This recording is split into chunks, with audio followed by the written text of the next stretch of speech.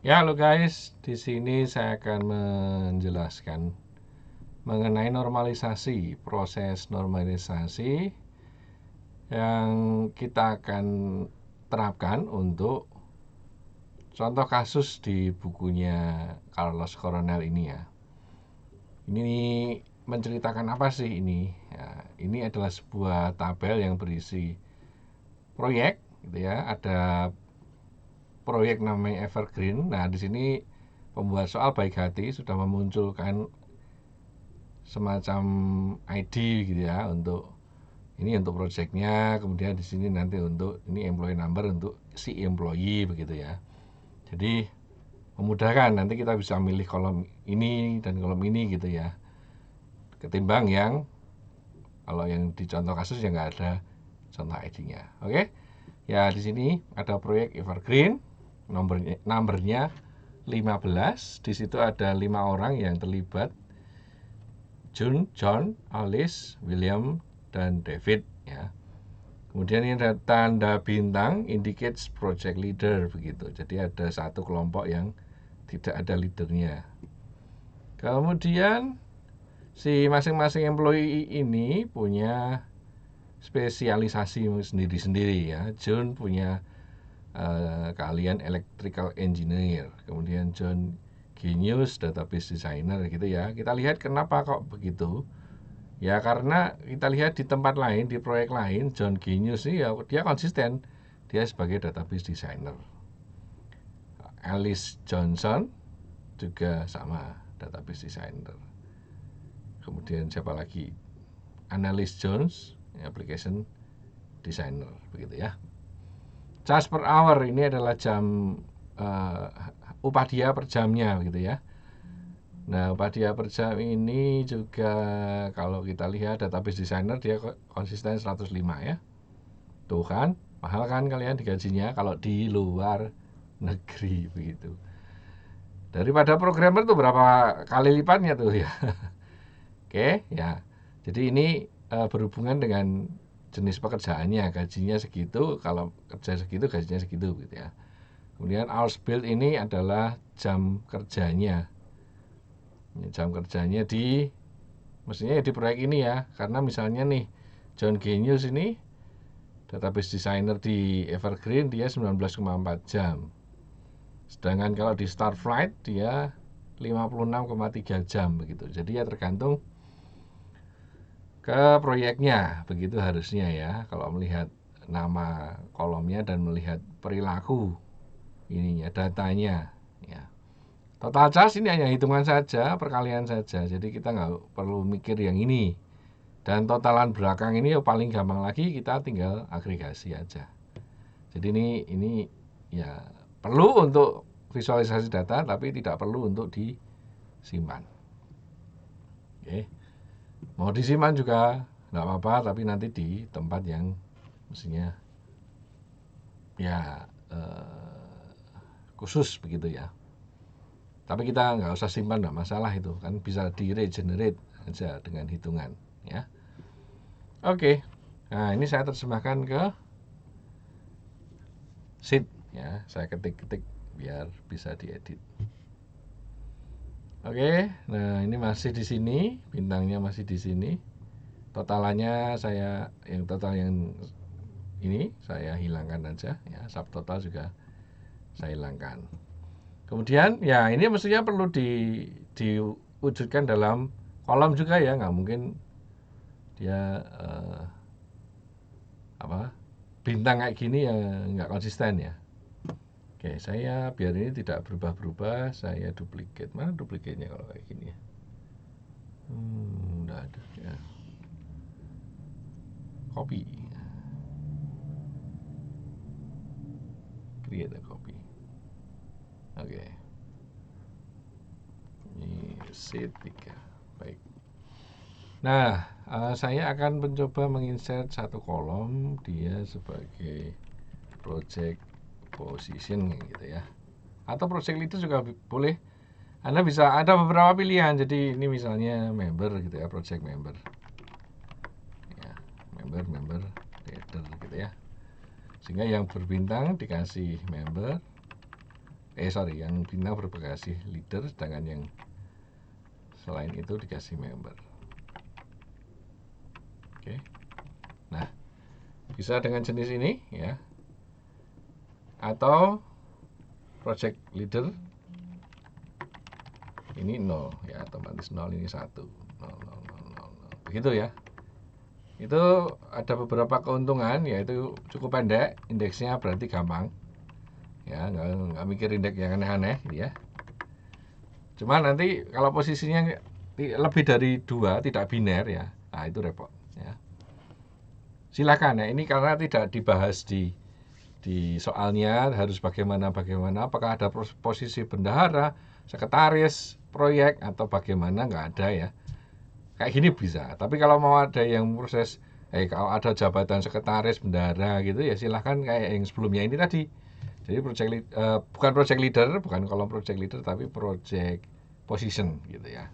Saya pakai project leader aja biar simple begitu ya. Oke. Next, ini posisi masih unnormalized form ya. Tentunya langkah pertama kan kita menentukan kolom identifier composite ya. Pasti composite ya, karena ya namanya normalisasi kan kita melihat ke multi value-an gitu ya. Nah, di manakah dia multi value-nya? Ya mudah saja. Kalau ini per baris kayak gini, gimana ya enggak berbaris lagi. Nah, ini seperti yang dicontoh di sini. Ini semua kan sebenarnya satu proyek. 4 orang ini satu proyek, 5 orang satu proyek, begitu. Jadi ya disinilah multi value-nya. Sehingga untuk membuat dia per barisnya menjadi unik, ya perlu 2 kolom, yaitu apa? Project number dan employee name. Employee number, employee number. Ya, jadi kita lihat yang membuat unik kan tidak mungkin evergreen juga ya. Dia juga akan muncul berkali-kali untuk setiap barisnya ini. Kalau Anda mau buat jadi ya kan kayak gini lah harusnya. Ya, bisa dibuat seperti itu. Ya memang harusnya begitu ya. Setiap barisnya tunggal gitu ya untuk satu NF. Tapi ya ini saya nggak nulis gitu. Saya loncatkan enggak apa-apa. Yang penting kelihatan nih yang multi value-nya kan di sini ya. Kalau ini nggak ada berarti apa? Ya ini employee name harusnya ya. Nggak mungkin dalam satu proyek seorang employee itu muncul 2 kali. Nah, kalian perlu menguji kayak gitu ya. Jadi dipikir apakah dalam satu ini yang kolom paling kiri atau di sini misalnya dia nggak ada ID, apakah dalam satu project, atau kalau di kasus kalian kan film ya, apakah di satu project itu bisakah si orang itu muncul lebih dari 1 kali gitu. Nah di sini kasusnya nggak bisa ya, dalam satu project munculnya 1 kali udah enak ya, kayak gitu ya. Iyalah contoh ya paling gampang ya, kalian kembangkan pemikiran kalian sendiri kalau yang di kasus yang film itu harusnya bagaimana kan. Oke, jadi kita tentukan ini 2 kolom ini ya, kita buat kuning-kuning biasa aja ya, yang kayak kemarin kuning-kuning ini sebagai key kolom ya, identifier composite saya buat kuning gitu ya. Oke, 2 kolom itu. Terus langkah berikutnya kan kita memisahkan ya, yang ini project number digabungkan dengan ini dan sisanya begitu ya. Oh, yang ini sudah nggak perlu lagi, saya hapus total charge ya. Saya nggak butuh lagi karena ini bisa dikalikan aja. Oke. Nah, ini berarti kita membuat 2 tabel. Tabel pertama tabel project gitu ya. Project. Oke, isinya ya ini.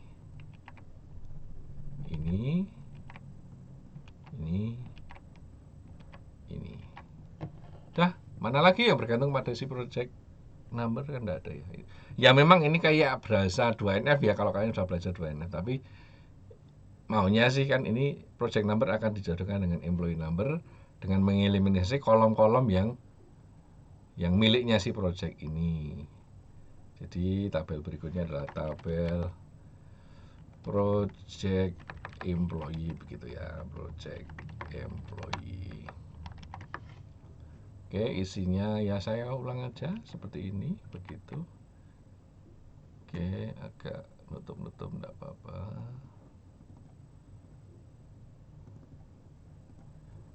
Sorry. Oh ya, betul, enggak apa-apa ya.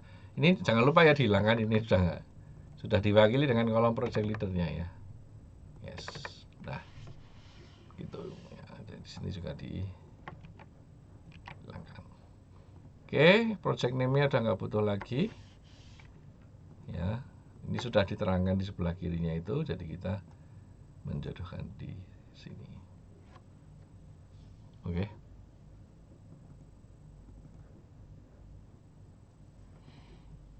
Nah, kemudian ini jangan lupa diadakan, diisikan, ya toh? Sehingga setiap barisnya Anda lihat ya, kalau mau cek apakah ada 15103 berulang, harusnya tidak ada. Ya, dalam satu project tidak mungkin ada orang yang sama. Begitu. Dah, ya ini selesai. 1NF itu seperti ini, sudah nggak ada lagi multi value. Yang kayak gini kan multi value. Nah, di sini sudah nggak ada lagi multi value. Ya kan? Gitu. Perkara yang berikutnya bergantung pada apa gitu nanti diurus di 2NF, 3NF. Ya, yang penting kita pisahkan aja begini ya. Yang ini project number, project name ini. Terus kemudian yang project employee. Dah. 1NF selesai, atau saya tulis di sini. Tung 1NF. Kasih warna apa ya? Biru. Ungu. Oke, next. Sudah, kita lanjut ke 2NF. Oke. Nah, 2NF ini kita menguji ketergantungannya ya. Project name udah pasti, kayaknya bergantung ke project number ya, udah selesai itu si tabel gitu ya. Sekarang yang ini, project employee ini kita scan satu-satu ya. Yang putih, warna putih kita tuliskan di employee name. Employee name, kemudian project leader, job class, charge per hour, hours billed. Oke, saya rapikan, jebret, bergantung pada bergantung pada apa nih? Kita tinggal milih apakah project number, apakah employee number, apakah keduanya. Begitu. Employee name, mau apapun proyeknya kan, ya employee name ya bergantung pada si employee number, udah pasti ya. Nggak peduli projectnya apa, ya pasti ya. Employee number, berarti dia adalah par. Nah, karena hanya separuh ya, tidak keduanya ya. Tidak ke kedua kunci identifier ini, maka kita sebut sebagai partial dependency. Ya. Kemudian project leader bergantung pada apa? Nah, itu Aliska Johnson itu bisa jadi leader di project 15. Di project 22 dia nggak jadi leader.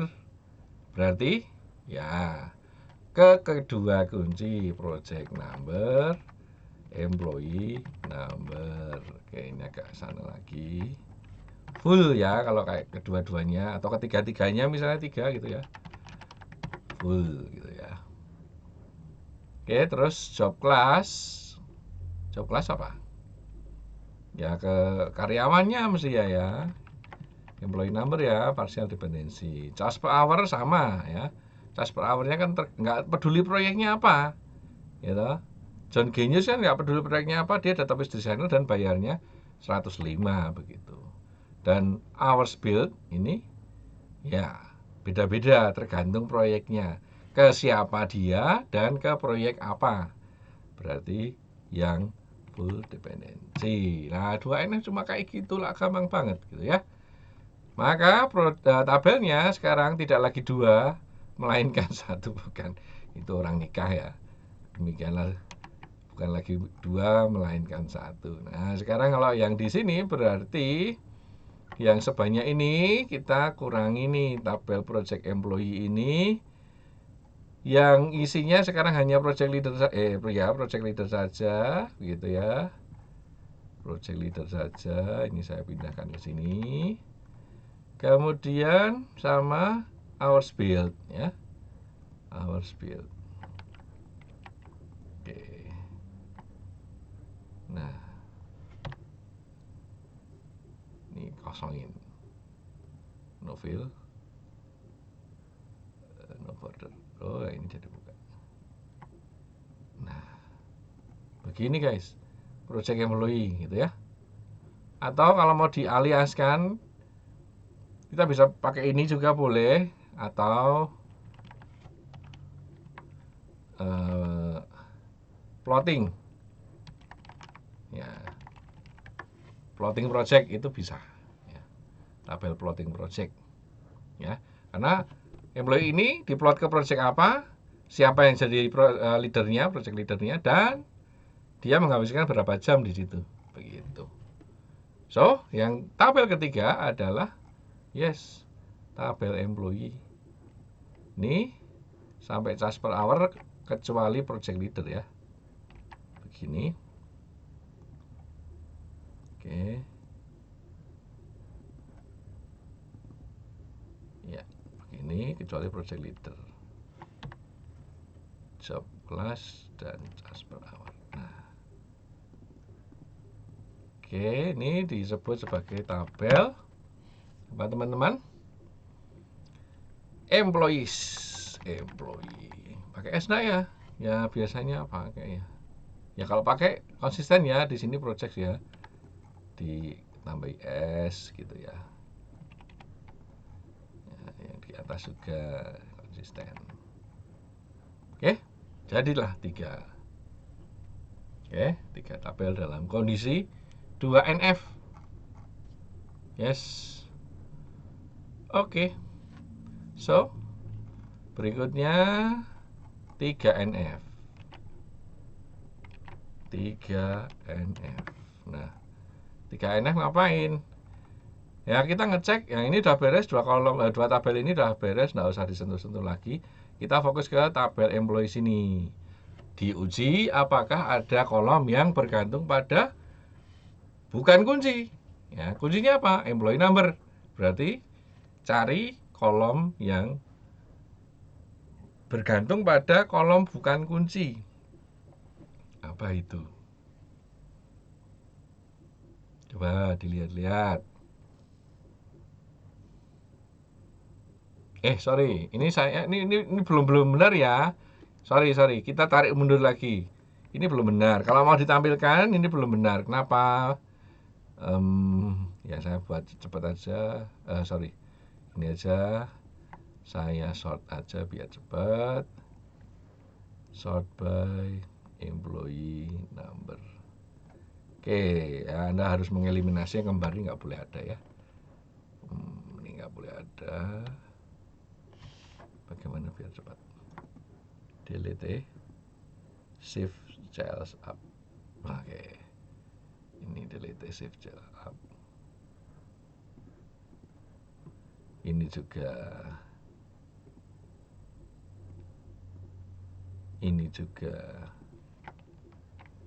Terus Darlene ini yang gambar ini, Annelies Jones, James Fromer. Nah, ini baru benar ya. 1, 0, 1, 2, 3, 4, 5, 6, 7, 8, 11, 12, 13, 14, 15, 16, 18. Sudah nggak ada yang kembar. Ya, ini baru benar ya. Jadi jangan yang kayak tadi itu masih belum, karena yang kembar-kembar pasti kalau kalian masukkan ke DBMS protes ya gitu ya. Kok kembar dimasukin lagi gitu.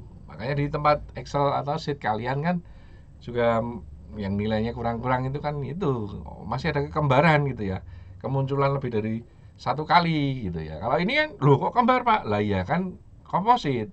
18114 kan enggak mentah muncul lagi gitu ya. Oke, next. Tadi ke 3NF ya, kita mau cari yang bergantung pada bukan kunci. Employee name jelas ke employee number. Job class bergantung pada employee number. Charge per hour inilah dia, ya toh. Mau siapapun namanya, kalau application designer pasti 48,1. Siapapun namanya, programmer pasti 3575. Database designer 105, ya toh. Jadi charge per hour bergantung pada job class. Nah, job class ini warnanya putih, bukan kunci. Kunci yang kita tetapkan dari awal di awal ini, ya toh. Itu bukan kunci dia. So, ya kita uraikan gitu. Ya, sekalian kalau di 3NF ya, nah ini kan kebetulan sudah komplit dengan ID-ID-nya, wis beres, sudah beres. Ya. Nah, ini juga nantinya kita buatkan ID gitu ya. Nggak mungkin ya mungkin sih mungkin mau DBMS mau, tapi itu bukan merupakan praktik yang baik. Ya. Karena apa ya? Penamaan yang panjang itu rawan nanti keisi ulang gitu ya. Kalau isi ulang gagal masuk akhirnya karena nggak unik ya gitu. Jadi gunakanlah ID. Oke, maka kita buat dia sebagai ini di sini. Nah, oke. Ini jadi charge per hour bergantung pada job class. Yes. Nah, terus kita sort dia biar tidak usah muncul berkali-kali untuk data yang kembar ya. Coba job class door gitu ya. Nah, ini kita hapus. Just up, ini juga. Nah, begitu ya. Terus kita buatkan job ID. Yes. Begitu, tentunya warnanya kuning karena dia nantinya jadi kunci. Mau apa? Bebas saja J1, J2 atau surrogate. Terserah ya, J3, J4, J5, J6, J7, J8. Begitu. Kita namai dia sebagai tabel jobs. Nah, so yang ini gimana nasibnya? Tabel employees ya tetap tabel employees. Di sini tabel employees. Oke. Terus jangan lupa karena dia ya saya copy dia di sini ya. Kita sih bisa pakai nganu ya, apa namanya kalau di Excel tuh lookup gitu ya, tapi nggak usah. Kita pokoknya ini kita cocokkan aja. Ini dia di sini sebagai apa berarti teman-teman? Sebagai kunci penghubung atau nama lainnya foreign key. Yes. Oke. Nah, so ini di database designer. Nah, kita tinggal milih sih Jani. Tinggal milih database designer J3, sistem analis J8. Saya satu tadi sekalian gitu ya, sistem analis ya. Programmer itu J7. Begitu electrical engineer itu J5. Clerical support J2, DSS J4. Application designer J1. General support J6. Begitu. Yes. Nah, ini nge-FK ke situ. Nah, ini pun nanti kan juga jadi FK. Yang ini tetap ya, guys ya. Ini tetap saya kopaskan ke sini. Gitu ya. Tabelnya jadi 4. Ya. Oke. Terus what next? Ya sudah digambar. Begitu. Digambar IRD-nya kalau mau Anda kompliti pakai telur. Ya, silahkan. Mau yang apa tuh biasanya tuh kalian tuh? Yang dengan itu. Ini ya ini udah komplit. Atau apa ya? Yang ini ya boleh lah. Ya, ini boros tempat ini gede. Oke. Oke, saya taruh kanan. Ini ya. Gitu. Ini tulis biar ya. Jadi pada mulanya kayak apa aja. Ini ada tabel projects.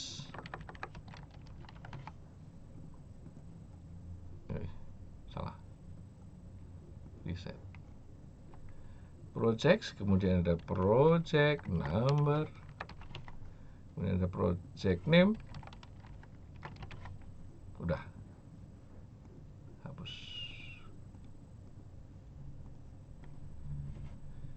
Kemudian ada tabel employees. Employee number. Employee. Kemudian berapa butuhnya?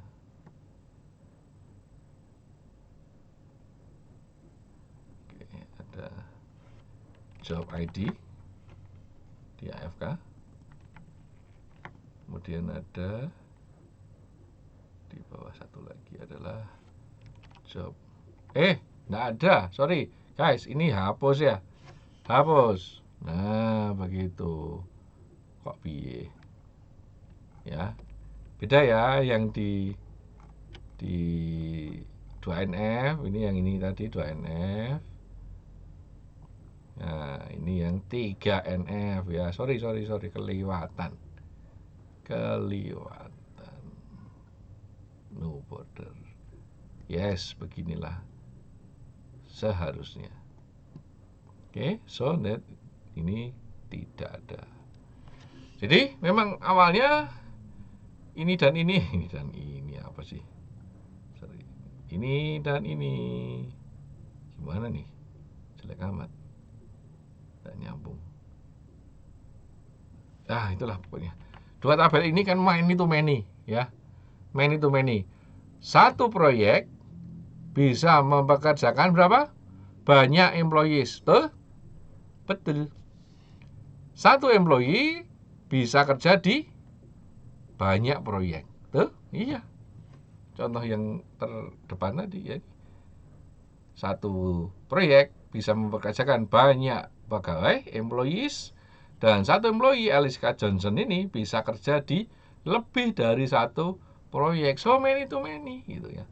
Karena many to many maka akan selalu butuh bridge table itu kalau top down. Kalau kita pendekatan desain dari IR gitu ya. Nah, normalisasi ini bottom up. Nah, bottom up ya walaupun nanti ujuk-ujuknya ketemu juga bahwa many to many itu di bridge tablein gitu ya. Tapi ya ini asal usulnya dari sini, dari penguraian kita yang tadi nih. Gitu ya. Jadi kita nggak lagi gambar relationship many to many, tapi langsung aja gambar bridge-nya. Bridge-nya apa? Ya ini yang dua kunci ini.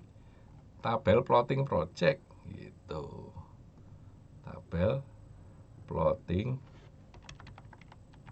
project. Kita bisa pakai relationship kuat ya, seperti ini ya, atau pakai relationship lemah dengan menciptakan surrogate key sehingga project number dan employee number yang ini berlaku sebagai murni FK ya. Kalau mau yang relationship lemah, ini pakai yang kuat aja. Lemah kalian garap sendiri. Ini berarti project number, yang ini berarti employee number. Begitu, dan dia harus ada siapa yang jadi leadernya, kemudian dia hours build-nya. Begitu. Nah ini ke situ. Salah. Kalau mau panah ya, kalau mau panah kayak gini. Nah ini kalau mau panah. Tanda panah menunjukkan sisi one-nya. Sebentar saya kompliti sekalian ya dengan jobnya ya. Nah jobnya kan belum nih. Jobnya kita buat tadi. Nah begini di sini jobs. Oke. Job ID. Ini job class. Ini charge per hour dan dia tidak FK. sehingga yang FK yang di sini boleh ke sini. Nah, begitu. Anda mau pakai yang gambar crossfoot, konsisten karena namanya crossfoot, oke, silahkan. Pakai ini, kebalik. Ini berarti sisi tunggalnya ya, sisi one-nya. One, sisi many-nya adalah begini. Mau yang agak gede. Nah, terus yang ini, sisi one-nya adalah di sini. Sisi many-nya bisa nggak sih pegawai nggak ikut proyek gitu ya? Ya mungkin aja ya, kerja sendiri. Jadi kita pakai yang minimal 0. Ingat, mini selalu di sisi FK ya guys ya, semuanya tolong diingat ya. Sisi many selalu sisi FK, sisi FK selalu sisi many. Terus yang di sini one-nya adalah ini, many-nya adalah setiap proyek mestinya ada orangnya, nggak mungkin ya, nggak ada, minimal 1. Begitu, selesai, mudah sekali, nggak ada susahnya. Oke, teman-teman, begitu ya. Sekiranya ini gambar IRD ya. Kalau Anda mau pakai physical, ya lengkapi aja dengan tipe datanya. Yes, lengkapi tipe datanya aja, wes jadi physical, selesai. Oke. Ya, ada pertanyaan silakan nanti tuliskan di kolom komentar di Telegram. Oke. Saya akan upayakan untuk menjawab. Terima kasih.